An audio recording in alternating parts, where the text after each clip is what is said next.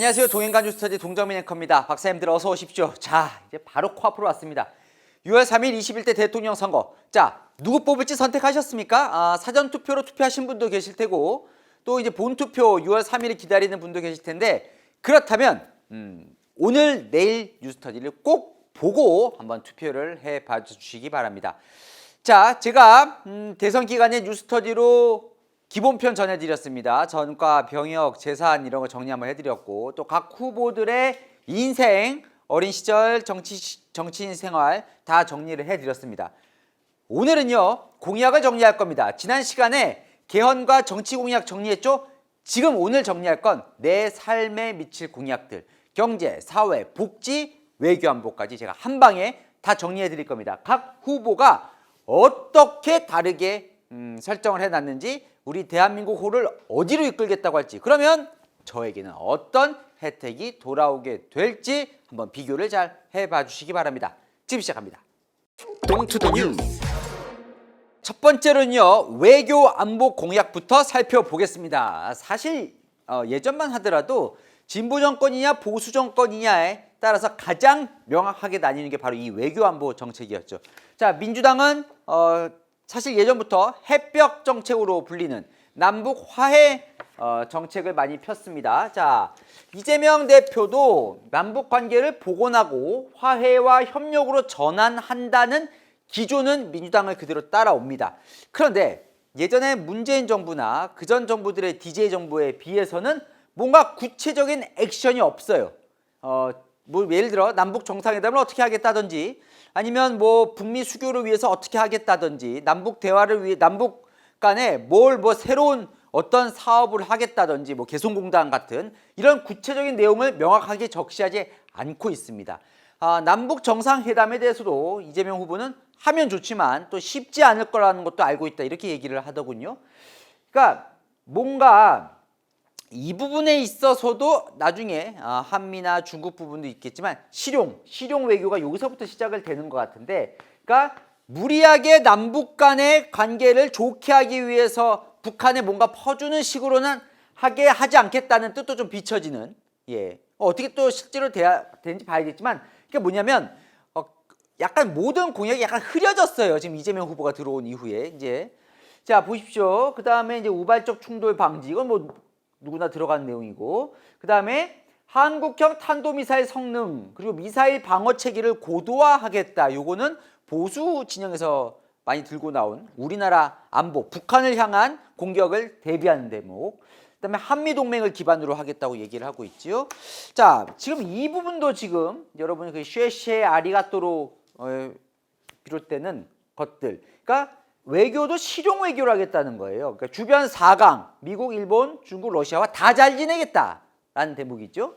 그래서 한미 동맹을 기반으로 하고 한미를 협력으로 하되 중국과 러시아도 다 잘 지내보겠다라고 얘기를 하다 보니까, 그럼 토론에서는 어떻게, 자, 그게 우리 마음대로 되냐?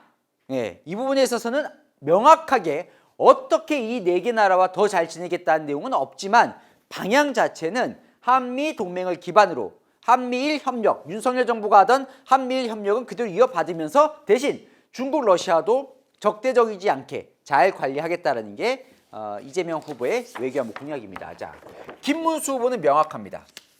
한미동맹이에요. 한미동맹, 북핵을 이기는 힘, 튼튼한 국가안보. 자, 김문수 후보는 명확하게 미국 쪽에 포커스가 많이 가 있습니다. 자, 그래서요, 포인트는 뭐냐면 북한이 핵을 너무나 개발하고 있기 때문에 이거에 대비하기 위해서는 지금 우리도 뭔가 핵을 갖고 있는 수준으로 방어 체계를 갖고 있어야겠다는 게 뚜렷한 김문수 후보의 공약입니다. 그러니까 같이 핵무기를 개발할 수는 없죠. 우리는 비핵 NPT에 가입이 되어 있으니까요. 좀 북한처럼 고립의 길로 갈 수는 없으니까요. 하지만 전반적인 기조는 핵 잠재력을 강화시켜야 하겠다는 거예요. 자, 그럼 그 방법은 무엇이냐? 미국, 괌에 있는 미국의 전략 자산을 우리나라 한반도에 상시 준하는 수준을 하겠다. 한미 방위 조약에 핵 공격으로부터 보호받는다라는 것을 명확하게 추가하겠다. 자, 그 다음에 한미 원자력 협정을 개정해서 일본 수준으로 우리도 핵 연료 재처리 기술을 확보하고 핵무기 설계 기술을 차곡차곡 축적하고, 자, 필요하면 전술핵 재배치나 나토식으로 핵 공유, 미국과 핵 공유하는, 그리고 우리나라는 핵 추진 잠수함을 개발하는, 이거는 모두가 미국의 동의가 필요해요.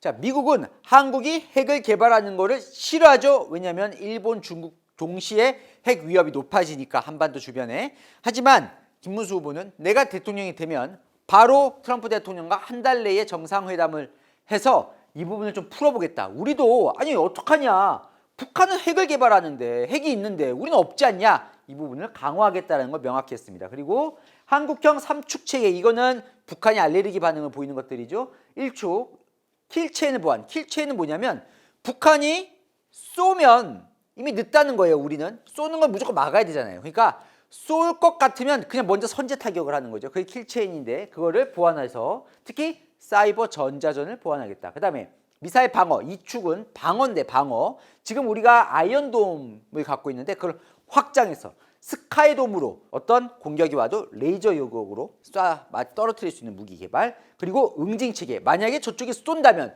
그 보복 수단으로는 정말 뭐 쏟아붓겠다. 탄도 미사일을 충분히 확보하겠다는 3축 체계 강화를 공약으로 내걸었습니다. 동투더 뉴스. 자, 여러분 대선을 한번 치르면서 저는 꼭 공약집을 다 봅니다. 이제 공약집이 뒤늦게 나왔어요. 늦게 나왔어요. 이러면 안 되죠, 사실은. 양쪽 다. 자, 왜 보냐면 우리 대한민국에 나아갈 길, 그리고 지금 현재 무슨 문제에 직면해 있는가, 그 고민하는 지점을 명확하게 알 수 있습니다.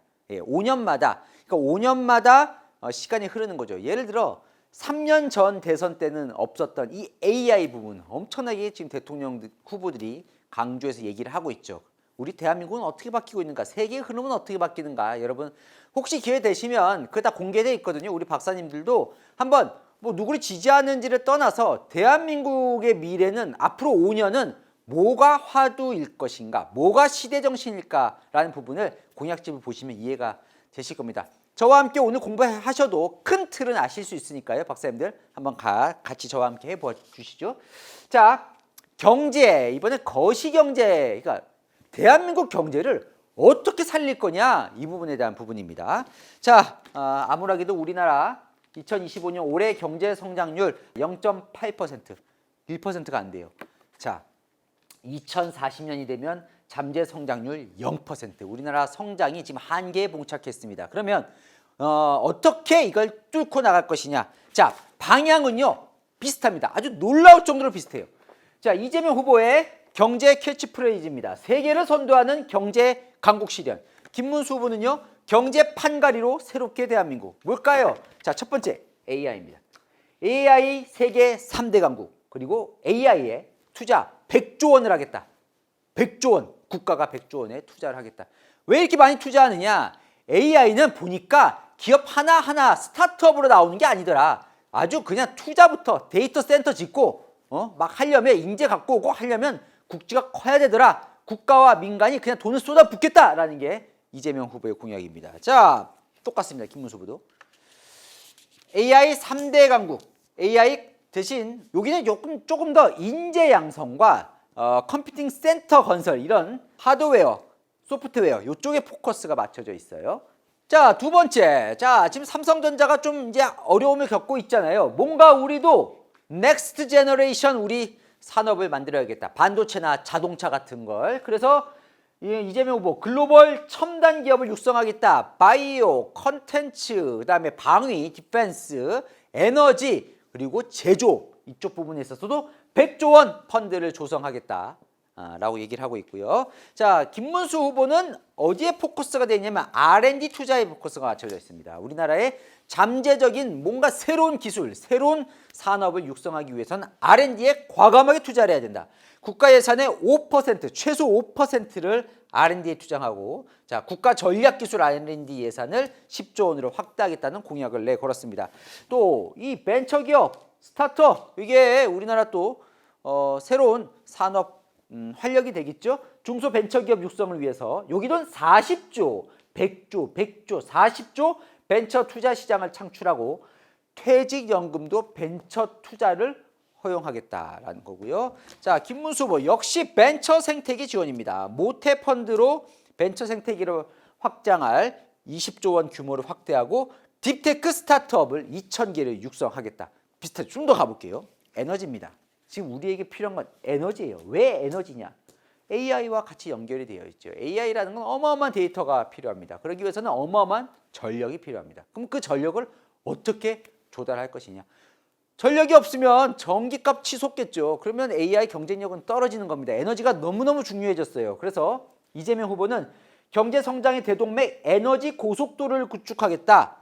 박정희 전 대통령이 경부고속도로를 뚫었고 김대중 전 대통령이 정보화 고속도로를 뚫었다면 본인은 에너지 고속도로를 구축하겠다고 하면서 이걸 지방 균형 발전과 연결을 시켰습니다. 그래서 2030년까지 서해안에 해상 전력망을 건설하겠다라고 얘기를 했고 토론회 때 조금 논란이 됐었던 풍력 발전도 여기 있을 거고요. 그다음에 아리백 4단을 산업단지를 조성하겠다는 공약을 내걸었고요.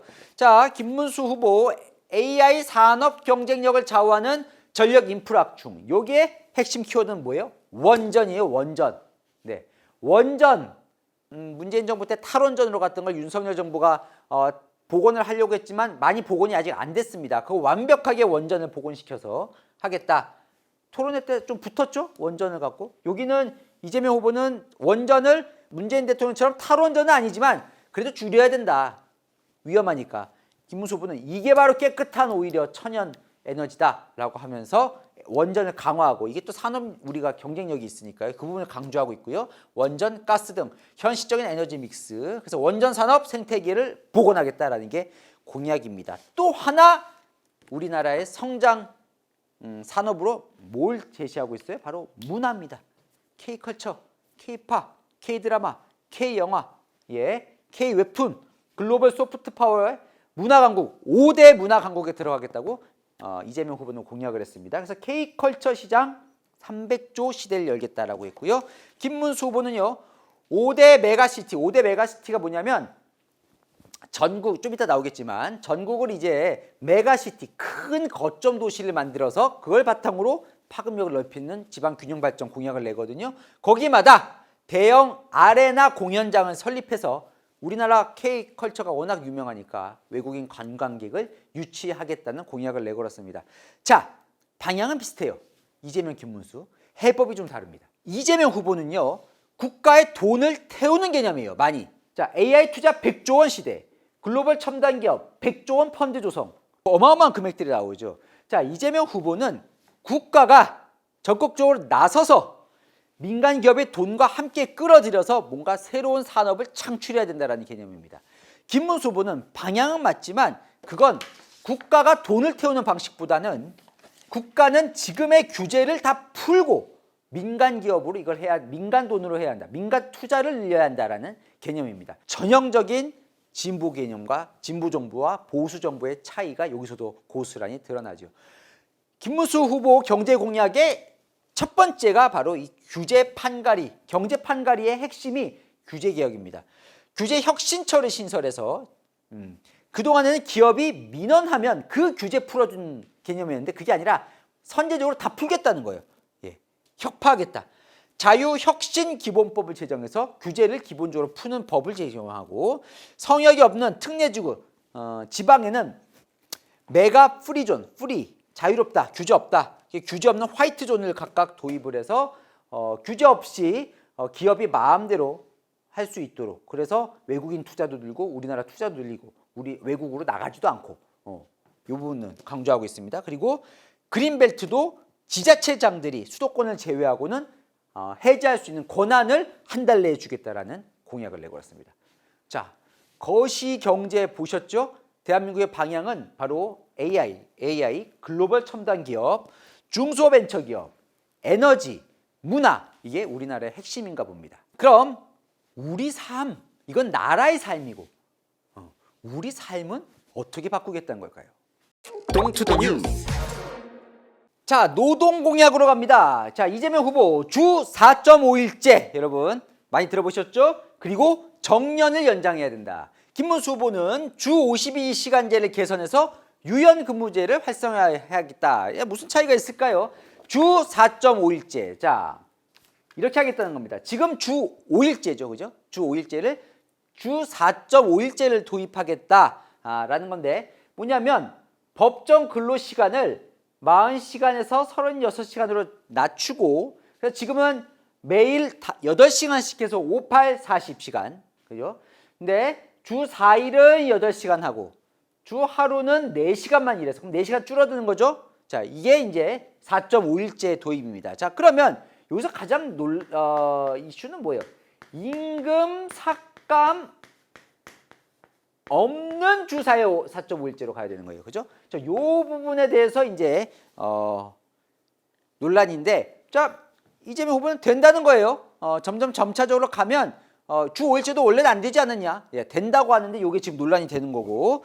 자, 그다음에 기업들 얘기를 들어보면 대기업은 가능할 것도 같다는 거예요. 대기업은 원래 인재풀이 많기 때문에. 근데 이제 중소기업들이 자, 이렇게 이제 갑자기 주 4.5일제를 하게 되면 이제 그걸 메울 인력을 채우기가 어렵기 때문에 어렵다라는 현장에서 얘기를 듣기도 했습니다. 자, 그다음에 정년을 연장해야 된다. 왜냐하면 국민연금에 사각지대가 있어요. 그러니까 지금 정년이 60세잖아요. 근데 국민연금을 63세부터 받거든요. 근데 이게 국민연금 지금 기금이 자꾸 고갈되다 보니까 이건 이제 늦춰요. 받는 시기를. 그러다 보니까 65세가 되거든요.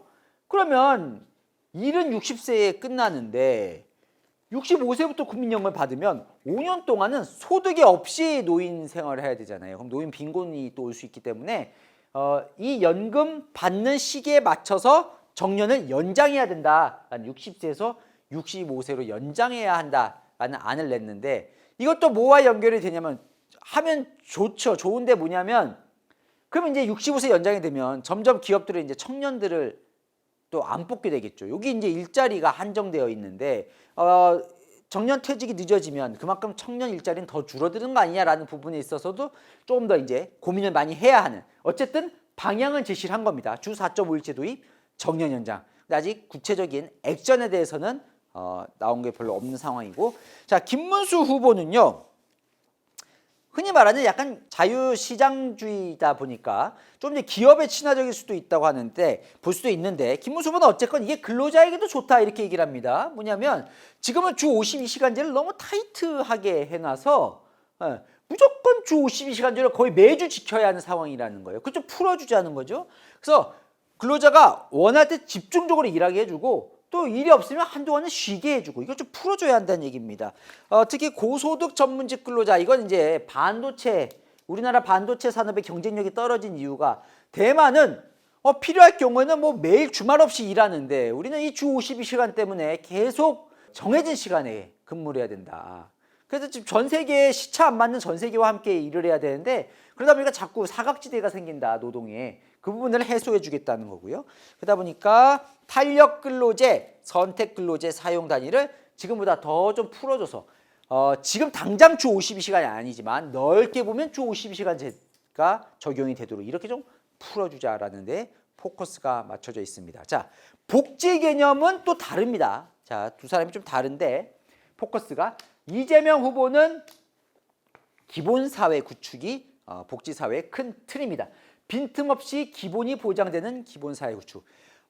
이런 철학이에요. 그러니까 그동안에는 자, 우리 사회의 이제 가장 문제 중에 하나가 바로 양극화 해소인데 지금까지는 누구나 원하면 일을 할 수 있었기 때문에 그 일을 하지 못하는 그 탈락자들을 중심으로 한 복지였다면 이제 개념이 바뀌었다는 거예요. 왜냐하면 AI, 로봇 시대가 되면서 노동 전체 할 수 있는 파이 자체가 줄어들었기 때문에 이제는 어떻게 해야 되느냐. 자, 전 국민의 기본적인 생활을 국가와 사회가 보장을 해줘야 한다. 기본 사회로 가야 한다. 기본적인 삶을 국가와 사회가 책임지는 사회로 가야 한다. 이런 개념으로 들고 나옵니다. 자, 반면 김문수 후보는요.